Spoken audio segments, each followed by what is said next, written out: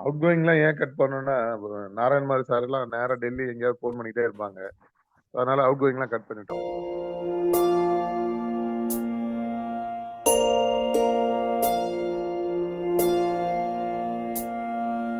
கருவாக்கி உருவாக்கி எனையாண்டு காத்தருளும் இறைவா நன்றி. எங்கும் நிறைந்தோனே எல்லை இலாதானே, எங்கேயும் எப்போதும் என் குலம் காப்பவனே. நெஞ்சம் துணிய துணையாய் வருவாய், நேர்மறை உணர்வுகள் பெருகிடச் செய்வாய். உடலில் உறுதியை பெரிதாய் தருவாய், உனை உணரும் அறிவை என்னுள்ளருள்வாய். சுற்றமனைத்தும் காப்பவனே, செய்தொழிலில் ஏற்றம் தருபவனே, எடுத்த செயலில் வெற்றி கொடு, என் ஆற்றல் பெருகிட அருளை கொடு.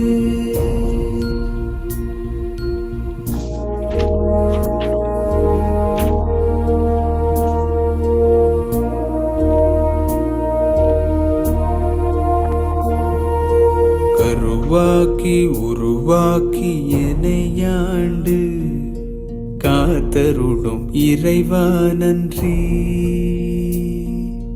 வல்லமை தந்து நீ வளர்ச்சி கொடு, அகத்திலும் புறத்திலும் மலர்ச்சி கொடு. வளர்ச்சி கொடு, மலர்ச்சி கொடு, வளர்ச்சி கொடு, மலர்ச்சி கொடு.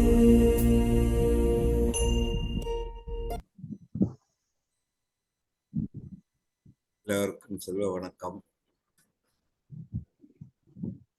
செல்வ வணக்கம். எல்லோருக்கும் இனிய காலை செல்வ வணக்கம்.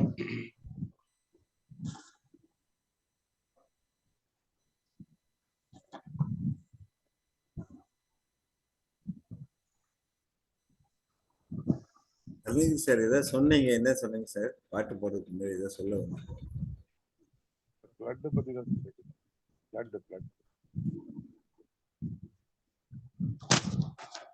பிளட் பத்தி தான் பேசிட்டு. என்ன சார்? பிளட் பத்தி தான் பேசிட்டு இருந்தாங்க. பிளட் பத்தி தான் பேசிட்டு வேற ஒண்ணும்.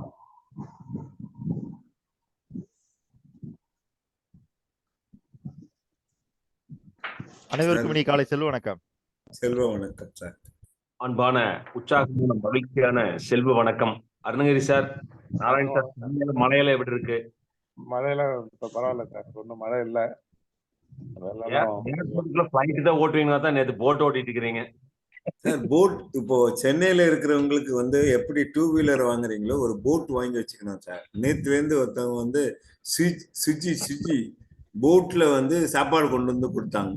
இப்போ புது சர்வீஸ் வந்திருக்கு சென்னையில. 2 மாசம் வந்து நீங்க நவம்பர் டிசம்பர் போட் வச்சுக்கணும். எப்படி டூ வீலர் வச்சிருக்கீங்களோ அது மாதிரி அதுவும் இஎம்ஐல கொடுக்குறோம், வாங்கி வச்சுக்க வேண்டியதான். இனி வருங்காலத்துல அது ஒரு வாகனமா ஆயிடுச்சு சென்னைக்கு.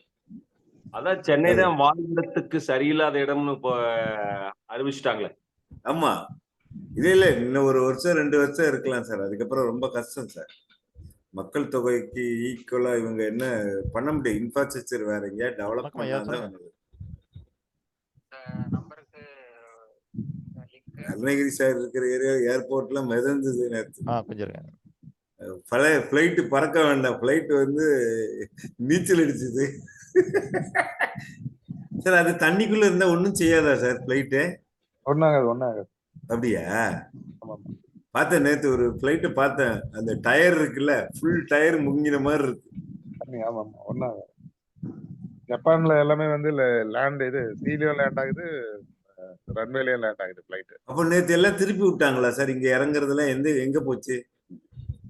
நியர்பை எங்க எப்படியோ அங்க, மேபி வந்து பெங்களூரு, ஹைதராபாத்தே நேத்து தான் தும்சம் பண்ணிட்டு இங்க பண்ண மாதிரி. அப்ப அந்த பக்கம் எல்லாம் பெங்களூர் சைடு போயிருக்கும். பெங்களூர். Okay okay. நேத்து இங்க மிச்ச மீதியை வந்து அங்க போய் வச்சு விளையாடிடுச்சு. ஹைதராபாத்ல தான் ஆக்சுவலா அருணகிரி சார் ஓம்குமார் கோயம்புத்தூர் பக்கம் ஓம்குமார் எப்படி இருக்கீங்க? தண்ணி எல்லாம் வடிஞ்சிருச்சா? சார் கோயம்புத்தூர் பக்கம் கொஞ்சம் ஓம்குமார் கோயம்புத்தூர் பக்கம் அனுப்பிச்சு விடுங்க சார். சரி வடிஞ்சிருச்சு சார், பரவாயில்ல சார். இப்போ உங்க ஏரியா தண்ணி வடிஞ்சிருச்சா சார்? போட்டோ எல்லாம் போட்டிருந்தீங்களே. ஆமா சார், வடிஞ்சிருச்சு எந்த sir. Area sir? Perungalathur sir. ம்? பெருங்களத்தூர் அது எங்க இருக்கு? தாம்பரம் பக்கத்துல. அப்படியா? இல்ல தாம்பரமும் இன்னும் தண்ணி வடியலன்னு சொன்னாங்க. மேற்கு தாம்பரம் அந்த ஏரியா எல்லாம் ஃபுல்லா ஆமா தண்ணி. சார், ஆமா சார். தாம்பரம் அடுத்தது சார் இது. முடிச்சூர் வரதராஜபுரம் தான் ரொம்ப வசதி இருக்கு, மற்றதெல்லாம் ஓகே தான். எந்த ஏரியால இப்ப சென்னையே எல்லாம் ஏரியாவா தான் இருக்குது. இங்க தண்ணி இல்லைன்னு சொல்றதுதான் இப்ப ஏரியா மெயின் ஆயிடுச்சு. தண்ணி இருக்கிற ஏரியா சொல்லக்கூடாது. ஏரியால ஏரியாவா இருக்கு, சென்னை ஃபுல்லா ஏரியா தான். இனி சென்னையில இடம் வாங்கணும்னா மழை பெஞ்சிட்டு இருக்கிற போது வந்து வாங்கணும் மாட்டாங்க. ஆமா சார், ஆமா சார். 89 ஏரி இருக்கான் சார் சென்னைக்குள்ள.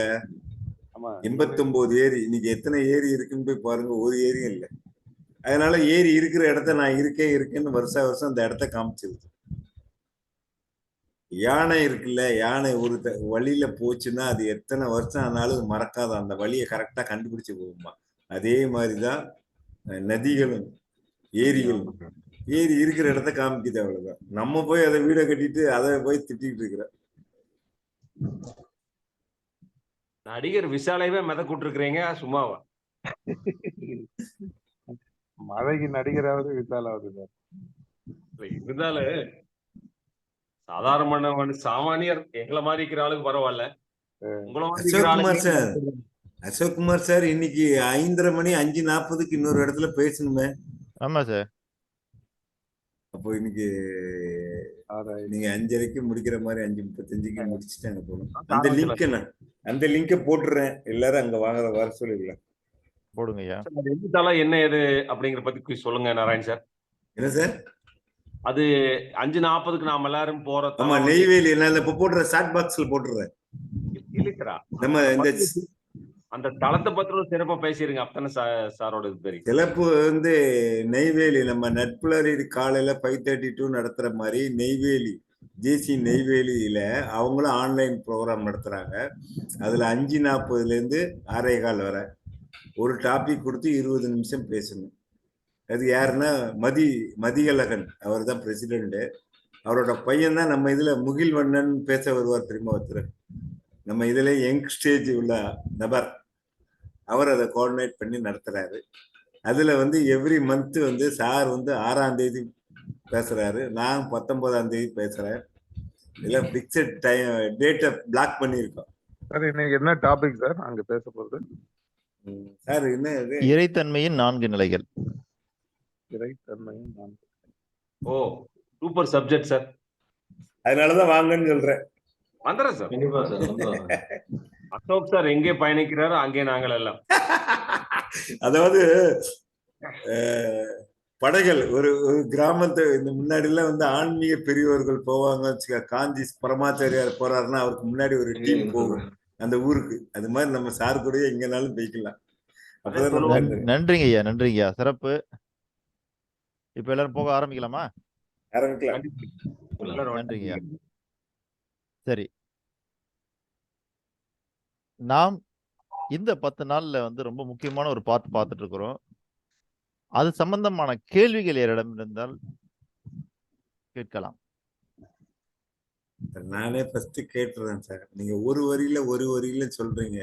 எனக்கு ஒரு வரியில அதை புரிஞ்சுக்கிற தன்மையே எங்கள்கிட்ட இல்லை, என்கிட்ட இல்லை.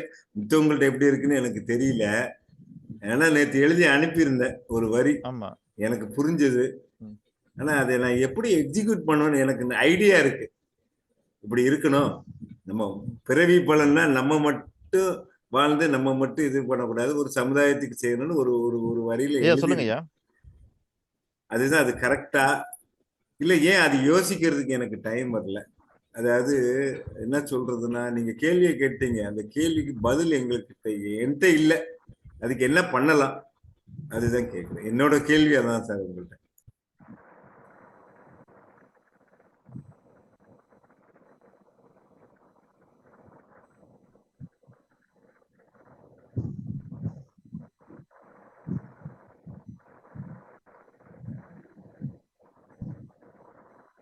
ஆகவே பெருமழை, வெள்ளம் இதெல்லாம் தாண்டி இன்னைக்கு வகுப்புக்கு வந்திருக்கிறீங்க. ரொம்ப மகிழ்ச்சி. இருந்தாலும் நம்ம மில்டன் ஐயா வர முடியல. சரிங்களா? நம்ம எல்லாரையும் வந்து சார் அவங்க ஏரியால கரண்ட் வரல சார். அதான் அதான் அவங்க அதான் எல்லாம் ரொம்ப மீண்டு வர்றதுக்காக நம்மள எல்லாரையும் ப்ரேயர் பண்ணி கேட்டிருக்கிட்டாரு. அது நாம எல்லாருமே வந்தோம்னா அவருக்காக ப்ரேயர் பண்ணிக்குவோம்.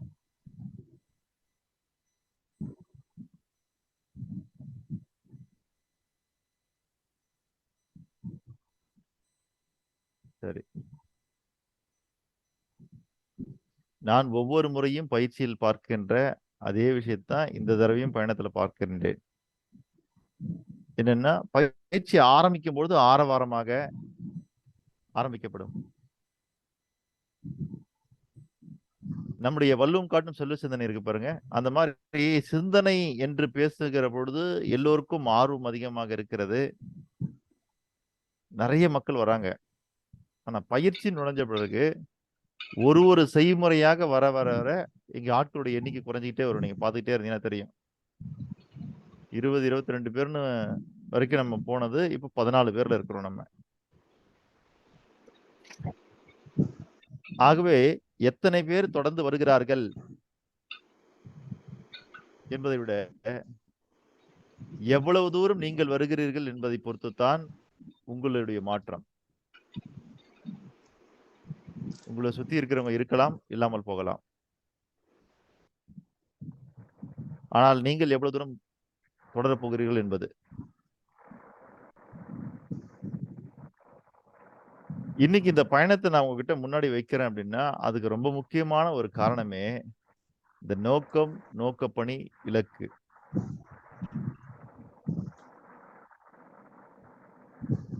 இப்ப நேத்து நாராயண் சார் இல்ல, அருணகிரி ஐயா இல்ல, வேற யாரும் இல்ல, மத்தவங்க எல்லாம் வந்தாச்சு.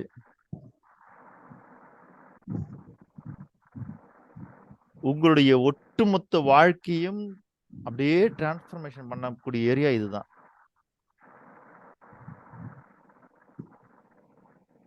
கிட்டத்தட்ட இப்போ சென்னையே வந்து தூய்மைப்படுத்தப்பட்டது.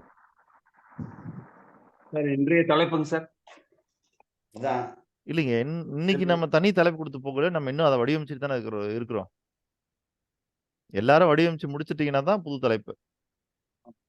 முடிக்கும் போது தான் தலைப்பு. அப்ப அந்த வகையில நேற்று வந்து அருணகிரி ஐயா இல்ல, நாராயணன் ஐயா இல்ல. நேற்றைய நிகழ்வு மட்டும் யாராவது ஒருத்தர் சுருக்கமா 2 நிமிஷத்துல சொல்லுங்க. அவங்களுக்கு யார் சொல்ல போறீங்க? இந்த பொறுப்பு யார் எடுத்துக்கிறீங்க? சொல்றது ஓம்குமார் சார் இல்ல சார். ஓம்குமார் சார், உங்க ஏரியா எப்படி இருக்குது? பரவாயில்ல சார். பரவாயில்லையா? நேற்று நான் ஈவினிங் சொல்றேன் வந்து சார், சிவபாலன். ஈவினிங் வந்து சார். ஐயா சொல்லுங்க ஐயா. வேலு சொல்றேங்க ஐயா. சொல்லுங்க ஐயா. இது வந்து வாழ்க்கையில் நம்ம எங்க செல்லணும்னு ஒரு டார்கெட் இருக்கணும். அதை செல்றதுக்கான நோக்கம், நோக்கப்பணி, இலக்கு, விஷன், மிஷன், கோல், இது 3 ஸ்டேட்மெண்ட் செட் பண்ணோம். இந்த 3 ஸ்டேட்மெண்ட்டை செட் பண்ணிட்டு அதை நோக்கி ஒவ்வொரு கட்டமாக முயற்சிக்க வேண்டும். முதல்ல விஷன் வந்து ஒரு குளோபல், ஒரு அது இப்ப நம்ம சொன்னது இப்போ ஒரு வார்த்தை. என்னுடைய இது வந்து கிராமத்து மக்களின் மகிழ்ச்சியான வாழ்க்கை வாழ பொருளாதார தன்னிறைவு அடைதல். இது வந்து என்னுடைய விஷன். அந்த விஷன்ல இருந்து நான் மிஷனை அரைவ் பண்ணணும். அந்த மிஷன்ல இருந்து அந்த மிஷனை அடையறதுக்கு அடுத்தது கோல் செட் பண்ணணும். கோல் செட்ன்றது வந்து என்ன மாதிரி ஆக்டிவிட்டியை நம்ம பண்ண போறோம் அப்படின்றத வந்து நம்ம செட் பண்ணணும். அது வந்து கோலுங்க ஐயா. சரி. இப்போ இங்க என்ன தவிர நாராயண் சாருடைய இன்னொரு டிவைஸ் தவிர இப்போ 12 பேர் இருக்கிறீங்க. சரிங்களா? அப்ப 12 பேர் இங்க. கலைச்சொல்ல ஐயா வந்துட்டீங்களா?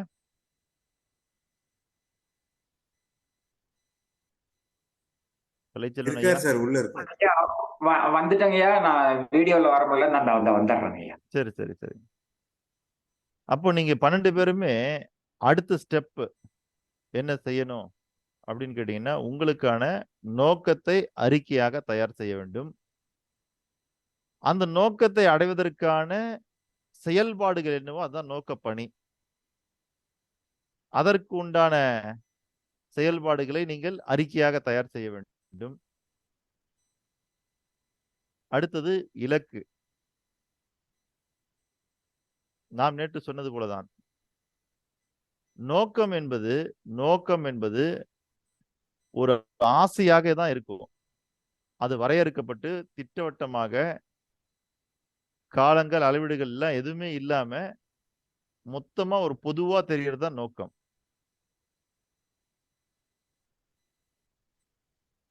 ஒரு பெரிய லேண்ட் இருக்கு சார், நீங்க வீடு கட்டணும்னு முடிவு பண்ணிட்டீங்கன்னா அந்த வீட்டுக்கு தேவையான இடத்தை மட்டும் அளந்து நம்ம மார்க் பண்றோம் இல்லையா? அப்படி உங்களுடைய ஆசைய அளந்து மார்க் பண்ணி அதுல எங்க பெட்ரூம் வரணும், இல்ல எங்க ஹால் வரணும், எங்க போர்ட்டிகோ வரணும், எங்க கிச்சன் வரணும், எங்க பூஜை ரூம் வரணும்னு நீங்க பக்கவா செட் பண்றீங்க பாருங்க, அளவுலாம் போடுறீங்க இல்லையா? அதுக்கு பேரு தான் கோல்.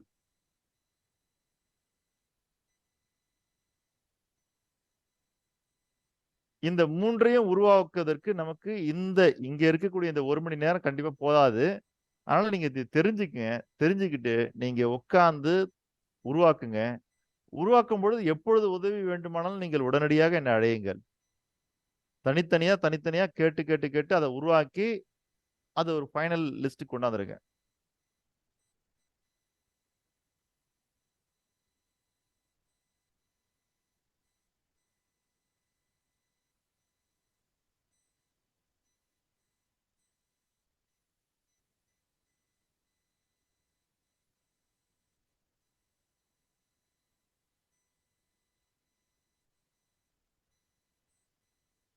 என்னது இன்னொரு பாயிண்ட், முக்கியமான பாயிண்ட் ஒண்ணு மறந்துட்டேன். ஹவு சொல்லுங்க. பார்ட் ஒய் பார்ட்னு ஒண்ணு சொன்னீங்க. ஆ? ரொம்ப முக்கியம். ஹவு பார்ட் ஒய் பார்ட் அப்படின்னு ஒரு ம், முக்கியமான விஷயம் சொன்னீங்க. ம், நம்ம எல்லாம் ஹவுன்னு தான் தேடிட்டு இருக்கோம். எப்படி பணக்காரன் ஆகணும், எப்படி நான் மார்க் நிறைய வாங்கணும், எப்படி நான் முதல்ல வரணும், அந்த மாதிரி நம்ம ஹவு மட்டும்தான் பத்தி யோசிக்கிறோம். ம். ஒய் பார்ட்டை வந்து நம்ம திங்க் பண்றதே இல்லை. அதனாலதான் வந்து நம்ம தப்பா பயணிக்கப்படுறோம் அப்படின்னு சொல்லியிருந்தீங்க. அதாவது நம்ம ஒரு நோக்கம் செஞ்சோன்னா அந்த ஒய் ஏன் அதை செய்யணும், ஏன் நம்ம பணக்காரன் ஆகணும், ஏன் நம்ம ஃபர்ஸ்ட் மார்க் வாங்கணும், ம். அந்த ஒய் பார்ட்டை வந்து ரொம்ப ஸ்ட்ரெஸ் பண்ணி நம்ம கண்டுபிடிச்சிட்டோம்னா ஹவு வந்து மீனிங்ஃபுல்லா இருக்கும் அப்படின்னு ஒரு பாயிண்ட் சொன்னீங்க ஐயா. ஆமா ஐயா. ஓகே. அது ரொம்ப முக்கியமான பாயிண்ட். எனக்கும் ரொம்ப அது ம். ஸ்ட்ராங்கா சரி. இப்போ எல்லாருக்கும் அந்த விஷன் ஸ்டேட்மெண்ட் தெரியுதா? தெரியுதுங்க ஐயா. தெரியுது. அது கீழே மிஷன் ஸ்டேட்மெண்ட் தெரியுதா? தெரியுதுங்க ஐயா. தெரியுது. அது கீழே கோல் ஸ்டேட்மெண்ட் ஒன்று தெரியுதா? தெரியுது. அப்புறம் கேஷுவல் ஃபேக்டர்ஸ், காரண காரணிகள்னு ஒன்று தெரியுது. ம். சரி. இப்போ இதெல்லாம் வந்து என்னன்னா என்கிட்ட இருக்கிற விஷயம்.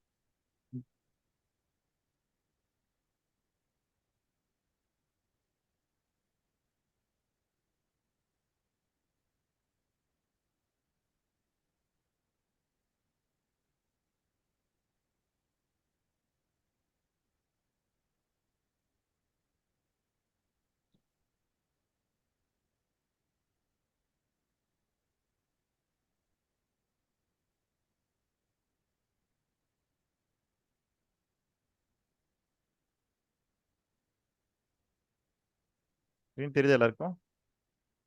தெரியுதுங்க ஐயா.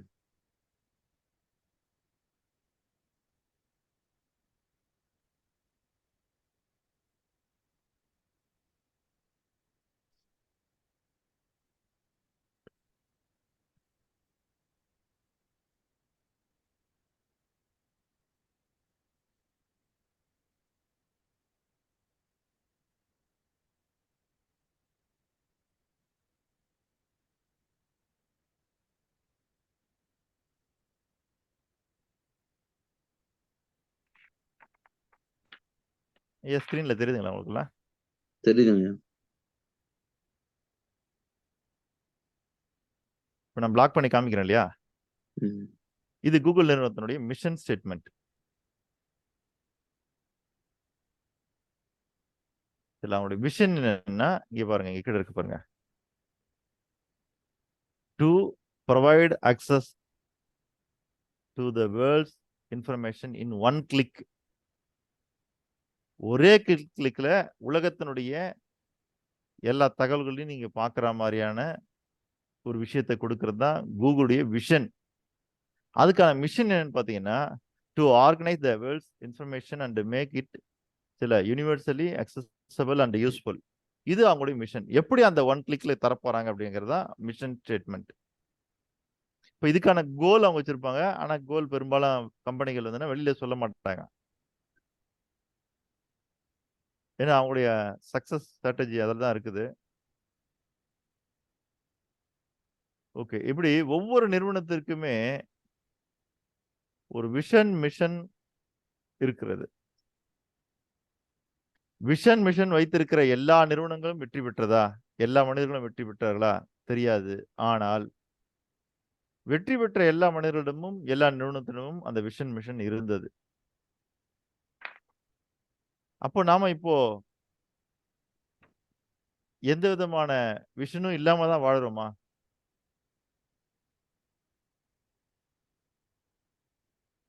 இப்போதைக்கு அப்படிதான் இருக்கு. இல்ல நாம எல்லாருமே நோக்கம் இருக்குங்க. இல்லாம தான் வாழ்ந்து கொண்டிருக்கிறோமா? இருக்குங்க ஐயா, தெளிவா இருக்காது சிலருக்கு.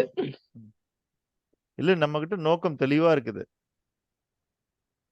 நோக்கம் இப்ப தெளிவாக இருக்குங்க. இருக்கிறது. அந்த நோக்கம் எப்படிப்பட்ட நோக்கமாக இருக்கிறது என்றால், அடுத்த 1 மணி நேரத்துக்கு உங்களுடைய நோக்கம் தெளிவாக இருக்கின்றது.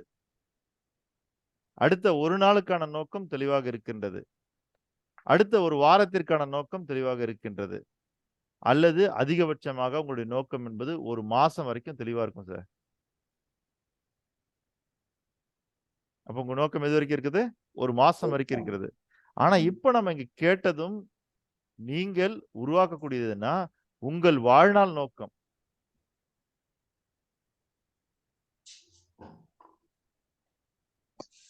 எங்க வித்தியாசப்படுறோம்னா, நீங்கள் நோக்கமே இல்லாம ஒரு செயல் கூட செய்ய முடியாது. நீங்கள் செய்யக்கூடிய எல்லா செயல்களுக்குமே ஒரு நோக்கம் உண்டு. இப்ப எதுக்காக இந்த நிகழ்ச்சி? இதுக்கு ஒரு பர்ப்பஸ் இருக்கா இல்லையா? Yes sir. அப்ப காலையில எந்திரிச்சு நீங்க நைட் படுக்கிற வரைக்கும் செய்யக்கூடிய ஒவ்வொரு வேலைக்கும் ஒரு பர்ப்பஸ் இருக்கா இல்லையா? இருக்குங்க சார். இருக்கு. அப்ப எது நம்மகிட்ட இல்ல அப்படின்னா, லைஃப் டைம்க்கான பர்ப்பஸ் தான் இல்ல. புரியுதுங்களா? அப்ப நம்முடைய பர்ப்பஸ் அதிகபட்சமா எவ்வளவு நாள் இருக்குன்னா, 30 நாளைக்கான பர்ப்பஸ் தான் இருக்குது.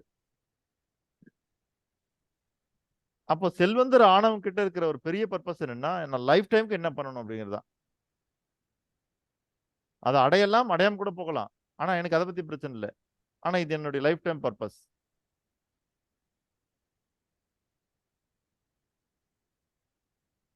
ஆனா நம்ம கிட்ட வந்து ஒரு மாசத்துக்கான அதிகபட்சமான விஷன் தான் இருக்கிறது. நம்முடைய தொலைநோக்கு பார்வை அப்படிங்கிறது அடுத்த 1 மணி நேரத்துக்கோ, 1 நாளைக்கோ, 1 வாரத்திற்கோ அல்லது ஒரு 30 நாளைக்கான 1 மாசத்துக்கான தொலைநோக்கு பார்வை தான் நம்மகிட்ட இருக்குது. ஆனா வெற்றியாளர்களிடம், செல்வந்தர்களிடம் இருக்கக்கூடிய ஒரு தொலைநோக்கு பார்வைன்னா, அடுத்த 5 வருஷத்துல நான் எப்படி இருப்பேன்? அடுத்த 10 வருஷத்துல எப்படி இருப்பேன்? அடுத்த 15 வருஷத்துல எப்படி இருப்பேன்? அடுத்த 20 வருஷத்துல எப்படி இருப்பேன்? அப்படிங்கிற தொலைநோக்கு பார்வை நம்மிடம் இருந்தால் இன்று நாம் செய்யக்கூடிய செயல்பாடுகள் அதை நோக்கி இருக்கும் என்பதை நாம் புரிந்து கொள்வோம். ஏன் நம்ம ஒரு படிப்பு படிச்சோம். சரிங்களா? அன்னைக்கு நமக்கு இப்படிப்பட்ட ஒரு சிந்தனை கிடையாது. ஆகவே அன்னைக்கு என்ன பண்ணேன்னா, நல்லா சம்பாதிக்கணுன்றதுக்காக ஒரு படிப்பு படிச்சு சம்பாதிக்க போயிட்டோம். இல்ல இப்ப சம்பாரிச்சுட்டு இருக்கலாம். இது எல்லாம் நம்மளுடைய மாச வருமானத்தை எதிர்பார்த்து நம்ம சம்பாரிச்சுட்டு இருக்கிறோம். அப்படின்ற பொழுது, நம்மை பொறுத்தவரைக்கும் மாசம் மாசம் உழைக்கிறோம், சம்பளம் வாங்குறோம். மாசம் மாசம் உழைக்கிறோம், சம்பளம் வாங்குறோம். என்னைக்கு நீங்க ஒரு மாசம் உழைக்காம விட்டீங்களோ, அன்னைக்கு சம்பளம் கிடைக்காது.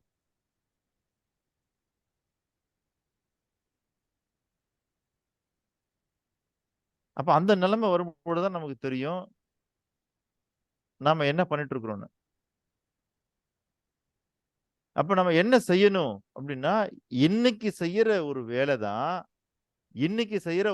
தான் உங்களுக்கு இன்றைய தேவையும் பூர்த்தி செய்கிறது. நாளை தேவையை பூர்த்தி செய்வதற்கான உண்டான விஷயங்களையும் அது உருவாக்கி வைக்கிறது. ஒரே வேலை தான். நீங்க இன்னைக்கு செய்யற ஒரு விஷயம் என்ன பண்ணுதுன்னா, உங்களுக்கான டெம்பரவரிக்கான சொல்யூஷனும் அதான் தருது. பெர்மனன்ட்க்கான சொல்யூஷனும் அதான் தருது. தற்காலிக தீர்வையும் அதுதான் வழங்குகிறது. நிரந்தர தீர்வையும் அதுதான் வழங்கப் போகிறது. ஆனா நம்மளுடைய கவனம் நிரந்தர தீர்வு குறித்து அல்ல, தற்காலிக தீர்வு குறித்து தான் இருக்கின்றது.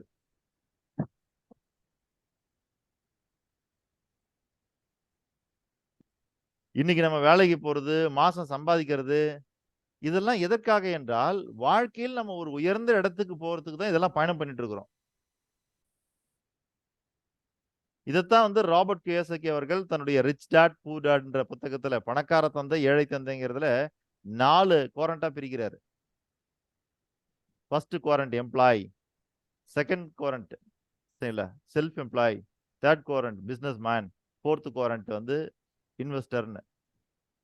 அதில் எடுத்து பார்த்தீங்கன்னா அந்த 4 குவாரண்டா பிரிச்சிருப்பாரு. ஒன்று இ, அடுத்து எஸ், அடுத்து பிஇ, அடுத்து ஐ. நாம் எப்படி படிக்கின்ற காலத்தில் 1ஆம் வகுப்பு முடித்து விட்டால் 2ஆம் வகுப்பு செல்கிறோமோ, 2ஆம் வகுப்பு முடித்து விட்டால் 3ஆம் வகுப்பு செல்கிறோமோ, அதை போல நீங்கள் முதலில் எப்பொழுது சம்பாதிக்க கற்றுக்கொள்கிறீர்கள் என்றால் ஒரு வேலைக்கு சென்று சம்பாதிக்க கற்றுக்கொள்ள வேண்டும்.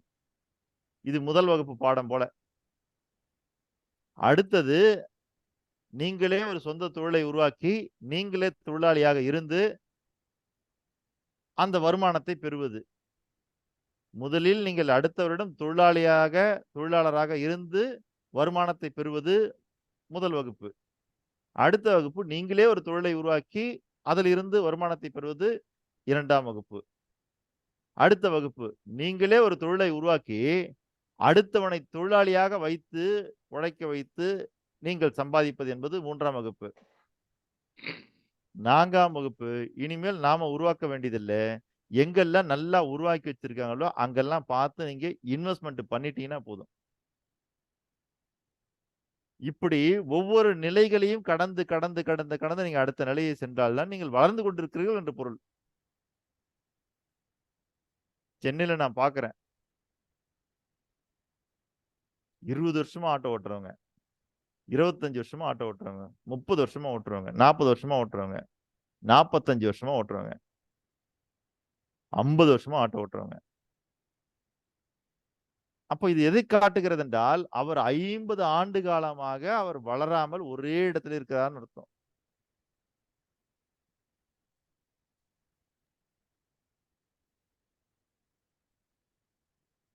நீங்கள் கேபி நடராஜன் சார் எடுத்துக்கங்க. முதல்ல பஸ் டிரைவரா தான் இருந்தாரு. அப்புறம் கொஞ்சம் சொந்த முயற்சியில ஒரு பஸ் அது அவரே ஓட்டினாரு. அடுத்து 2ஆவது பஸ் போட்டாரு. அப்ப 2 பஸ்ஸையும் அவரால் ஓட்ட முடியுமா? முடியாது. அப்படி ஒன்று ஒன்றாக வளர்ச்சி என்றால் நகர்ந்து கொண்டே இருப்பது. அப்ப நம்முடைய நோக்கம், வாழ்நாள் நோக்கத்தை ஏன் நாம் முடிவு செய்கிறோம் என்றால் நீங்க அப்பதான் அதை நோக்கி நீங்க நகர முடியும். நீங்க நல்லா நினைச்சு பாருங்க, ஃபுட்பால் கிரவுண்ட்ல கோல் போஸ்டே இல்லைன்னா அந்த பந்தை எந்த பக்கம் நகர்த்திட்டு போவீங்க? அப்ப உங்க வாழ்க்கையில உங்களுக்குன்னு இருக்கிற அந்த நோக்கம் இருக்கு பாருங்க, அந்த நோக்கம் அப்படிங்கிறது அந்த ஃபுட்பால் போஸ்ட். அது இருந்தாதான் நீங்க உங்க வாழ்க்கைய அதை நோக்கி நகர்த்திட்டே இருக்க முடியும். அதனால இந்த இடத்துல இருந்து நாம் நோக்க அறிக்கை, நோக்க பணி அறிக்கை, இலக்கு அறிக்கை 3ஐயும் தயார் செய்வது அத்தனை பேருக்குமே சாத்தியக்கூறுகள் குறைவு. அதனால நீங்க இருக்கிற நேரம் இதை முடிச்ச உடனே இருக்கிற நேரத்துல தயார் பண்ணி அனுப்புங்க. அது எவ்வளவு முடியுமோ அவ்வளவு அந்த அளவுக்கு அதை ஃபைன் டியூன் பண்ணிடுவோம். சரிங்களா ஐயா?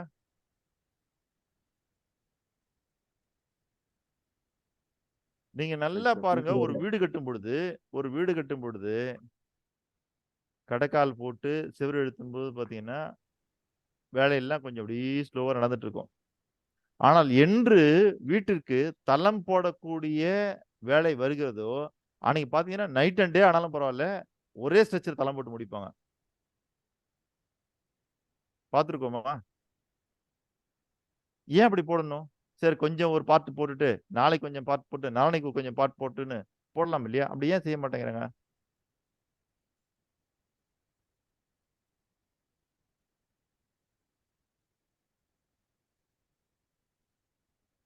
ஆகவே வீடை வந்து செவுரு எழுப்பும்போது கூட ஒரு செவுரு ஒரு பக்கமா எழுப்பாங்க ஒரு நாள், இன்னொரு நாள் இன்னொரு செவுரு எழுப்பாங்க, இன்னொரு நாள் வேற ஒரு வேலையை செய்வாங்க. இப்படி மாத்தி மாத்தி செய்யலாம். ஆனால் நீங்கள் மேல தளம் போடுற அன்னைக்கு மட்டும் எல்லா ஒர்க்கரும் சேர்ந்து ஒரே வேலை தான் பார்க்கணும். தளம் போடுற வேலை. அன்னைக்கு வேலை நடந்துகிட்டே இருக்கும். எப்பயுமே வந்து கட்டிட தொழிலாளர்கள்லாம் 6 மணிக்கு அவங்களுடைய வேலை முடிஞ்சதுன்னா, மத்த வேலைகள் இருக்கும் பொழுது முடிஞ்சதுன்னா 6 மணிக்கெல்லாம் கிளம்பிருவாங்க. ஆனா தளம் போடுற அன்னைக்கு மட்டும் தளத்த போட்டு முடிக்காம நகர மாட்டாங்க. ஒரே வீடு தான் கட்டப்படுகிறது. ஆனால் கட்டக்கூடிய வீடுகளிலே ஒவ்வொரு பணிக்கு தகுந்தது போல அதற்கு முக்கியத்துவம் தரப்படுகிறது. அதைப் போலத்தான் உங்களுடைய வாழ்க்கையில் நீங்கள் எல்லா வேலைகளுக்கும் ஒரே மாதிரியான முக்கியத்துவம் தரக்கூடாது. சில வேலைகளுக்கு அதை விட கூடுதல் முக்கியத்துவம் தரப்பட வேண்டும்.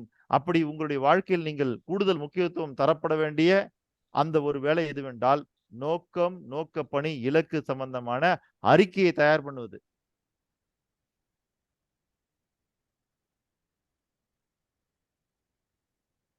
பத்து வருஷத்துக்கு முன்னாடி நீங்க டெய்லி என்ன பண்ணிட்டு இருந்தீங்களோ, அதுதான் இன்னைக்கு நீங்க இருக்கிற இடத்துக்கு காரணம். அப்ப அடுத்த 10 வருஷத்துல உங்க வாழ்க்கை மாறணும், பிரம்மாண்டமா மாறணும்னு ஆசைப்படுறீங்கன்னா, அதுக்கு இப்ப இருந்து நீங்க என்ன செய்ய போறீங்கன்றது தான் காரணமா அமைய போகுது. அப்ப அடுத்த 10 வருஷம் கழிச்சு நீங்க எப்படி இருக்க போறீங்க அப்படின்றதுக்கான அந்த ஒரு ப்ளூ பிரிண்ட் தான் உங்களுடைய நோக்கம், நோக்க அறிக்கை, இலக்கு.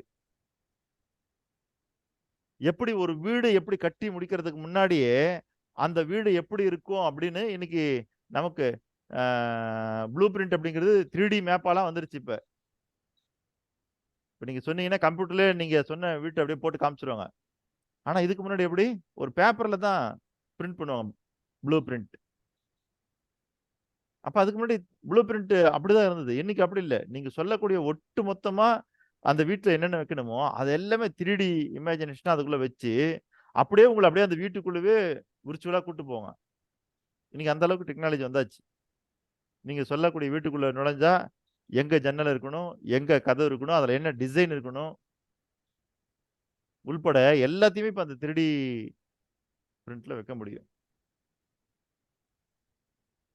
அப்போ இங்க நாம் பார்க்கிறது, இந்த உலகத்தில் உள்ள எல்லாமும் பரிணாம வளர்ச்சி அடைந்து கொண்டு வருகிறது. அதே மாதிரி உங்களுடைய வெற்றி என்கிற ஒரு சொல், வளர்ச்சி என்கிற சொல், முன்னேற்றம் என்கிற சொல் இருக்கு பாருங்க. அது உங்களுடைய வாழ்க்கையில் பரிணாம வளர்ச்சி அடைய வேண்டும் என்றால், இன்று இருந்ததை காட்டிலும் நீங்கள் நாளை மேம்பட வேண்டும். நாளை இருப்பதை காட்டிலும் நாளைக்கு மறுநாள் அதைவிட மேம்பட வேண்டும். அப்படி நீங்கள் உங்களுடைய பாதையில் மேம்பட்டு கொண்டே இருக்கிறீர்களா என்பதற்கான இறுதி புள்ளி தான் நோக்கம்.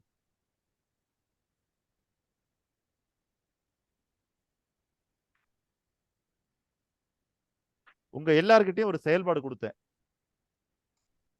48 அரை மணி நேர பட்டியல்னு. சொன்ன உடனே வேகத்துல ஒரே நாள் எழுதி நம்முடைய ஏழுமலை ஐயா மட்டும் போஸ்ட் பண்ணிட்டாங்க. எனக்கு வந்துருச்சு. ஆனா அது எப்படி கேட்டிருந்தேன் நானு?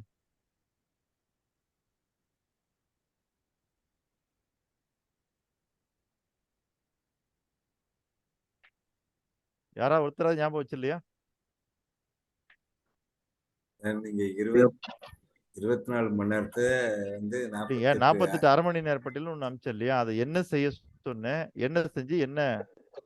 அதாவது என்னன்னா, முந்தைய நாள் இன்னைக்கு எழுதுறீங்கன்னா, முந்தைய நாள் அந்த நேரத்தை அரை மணி நேரமா என்ன செய்து கழித்தீர்கள்? அதாவது வேலை செஞ்சீங்களா? அந்த இடத்துல வேற என்னென்ன ஒர்க்கு பண்ணீங்க அந்த அரை மணி நேரத்துல அப்படின்னு அதை விளக்கமா எழுதி அனுப்ப சொன்னேன். சரி. எத்தனை பேர் எழுதி அனுப்பியிருக்கீங்க? நான் எழுதி வச்சிருக்கிறேன். அனுப்ப முடியல. 2 நாள் புயலா இருந்தா இன்னைக்கு நாளைக்கு நான் அனுப்பிட்டேன் சார். இல்லைங்கய்யா. அது எந்த தேதியிலேருந்து எந்த தேதி வரைக்கும் எழுத சொன்னேன்? எந்த தேதி அதை போஸ்ட் பண்ண சொன்னேன்? இதெல்லாம் சொன்னேன் இல்லையா? 20ஆம் தேதி எழுத ஆரம்பிச்சீங்க.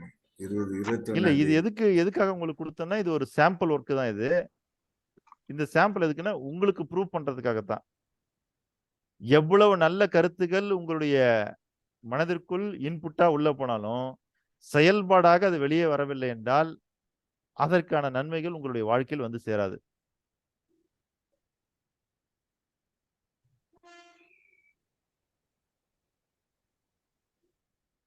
அப்போ சரியோ தப்போ குருகுலத்துல குரு என்ன சொல்றாரோ அதை செஞ்சு முடிக்கிறது தான் சீடனுடைய வேலை. இப்ப நம்ம குருகுல கல்வி தரல, ஆனா இந்த கல்வி கிட்டத்தட்ட அது மாதிரிதான். ஒரு ஒர்க் உங்களுக்கு கொடுத்தோம்னா அதை செஞ்சு முடிச்சு உங்களால அனுப்ப முடியல அப்படின்னா அதற்கு என்ன காரணம்ன்றதை பாருங்க. நீங்கள் செல்வந்தனாக வேண்டும் என்றால் நான் சொல்லுவதையெல்லாம் எழுதுவதை காட்டிலும் சொல்லுவதையெல்லாம் செய்ய வேண்டும். அப்பதான் நம்ம அதை அடுத்து அடைய முடியும். அப்ப 48 அரை மணி நேர பட்டியல் ஒன்று அனுப்பிட்டேன். அது எழுதிட்டீங்களா, எழுதலையா, அதை அனுப்பிட்டீங்களா, அனுப்பலையா, எந்த தகவல்களுமே இல்லை. யாராவது நீங்களா வாய் திறந்து கேட்பீங்கன்னு நினைச்சேன், யாரும் கேட்கல. அதனால இன்னைக்கு நானே கேட்கின்றேன். சரிங்கய்யா, மணி 5:35 ஆகிவிட்டது. முடிச்சிடலாம். இல்ல விருப்பப்படுபவர்கள் எல்லாம் ஒரே ஒரு தகவல் சொல்லிடுறேன் சார். நீங்க சொல்றது குருகுல கல்வியா இருக்கும் போது அந்த மைண்டு வேற. இன்னைக்கு வந்து மெக்காலயா கல்வியில நாங்க பயந்துட்டோம். என்னைக்காவது ஸ்கூல்லே பாருங்க, டீச்சர் சொன்னா எழுதிட்டு வர மாட்டோம். ஒரு 3 நாள் கழிச்சு 4வது நாள் வேண்டாம் விருப்பம் எழுதி கொண்டு போய் கொடுப்போம். அந்த மைண்டு எங்களுக்கு ரீச் ஆயிருக்கு. அது நீங்க சொல்ற மாதிரி இந்த சென்னை சுத்தப்படுத்தப்பட்டது பாத்தீங்களா 2 நாள் வெள்ளத்துல, அது மாதிரி நீங்க எங்களை சுத்தப்படுத்துறீங்க. அதுக்கப்புறம் நாங்க பிக்கப் பண்ணிப்போம்.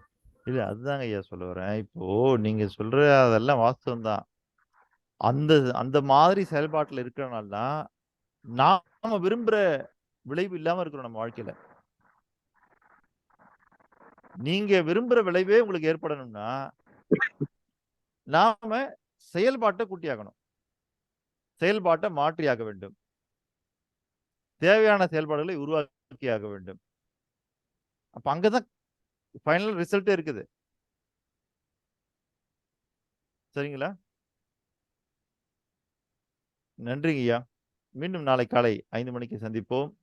சரி, எல்லாருக்கும் அந்த லிங்க் வந்து சாட் பாக்ஸ்ல போட்டிருக்கிறேன். அந்த லிங்கை யூஸ் பண்ணி அதுல வந்துருங்க. விருப்பமுள்ளவர்கள் அத்தனை பேருமே அங்க வரலாம். நெய்வேலி ஜேசிசனுடைய இன்றைய பேச்சு, நம்முடைய பேச்சு இறைத்தன்மையின் 4 நிலைகள். வாருங்கள் ஐயா, விடைபெறுகிறேன். நன்றி, வணக்கம். நன்றி, வணக்கம். இதோட நானும் க்ளோஸ் பண்ணிக்கிறேன். ரொம்ப நன்றி.